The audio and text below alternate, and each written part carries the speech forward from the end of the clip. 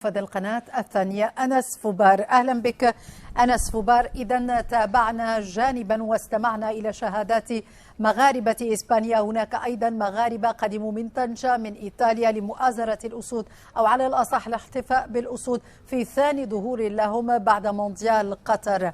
حضرت أنس فوبار الندوة الصحفية التي عقدها الناخب الوطني، وحضرت أيضا الحصة الإعدادية للأسود.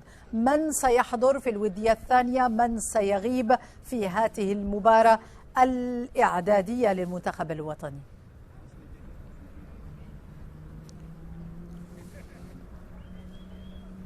نعم سناء، إذا الأجواء حماسية هنا على بعد أقل من 3 ساعات من انطلاق هذه المواجهة المغربية البيروفية. أكيد يوم أمس تابعنا الحصة التدريبية، تابعنا كذلك الندوة الصحفية للناخب الوطني وليد الركراكي الذي تطرق إلى مجموعة من المواضيع على غرار خصم اليوم منتخب البيرو الذي قال إنه يعرفه جيدا وتبعه في المباراة الأخيرة ضد منتخب ألمانيا، المباراة التي انهزم فيها البيرو بهدفين دون رد. وكذلك وليد تحدث عن الأخطاء التي ارتكبها الحارس ياسين بونو في المباراة الأخيرة ضد المنتخب البرازيلي، حيث قال إن الأخطاء جزء من اللعبة ويجب أن نتجاوز هذه الأخطاء في المباريات المقبلة.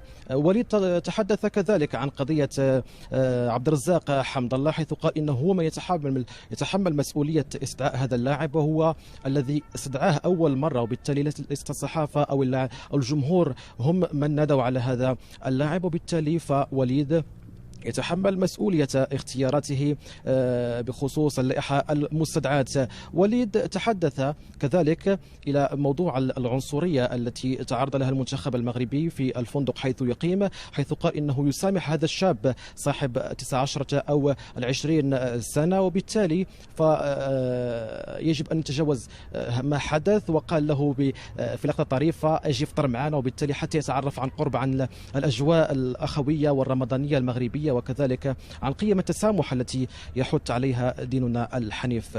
إذا أنس، هو درس آخر الغيابات، فالمباراة ستعرف غيابين مؤكدين هما بخصوص عز الدين أناحي وكذلك أشرف حكيمي سناء.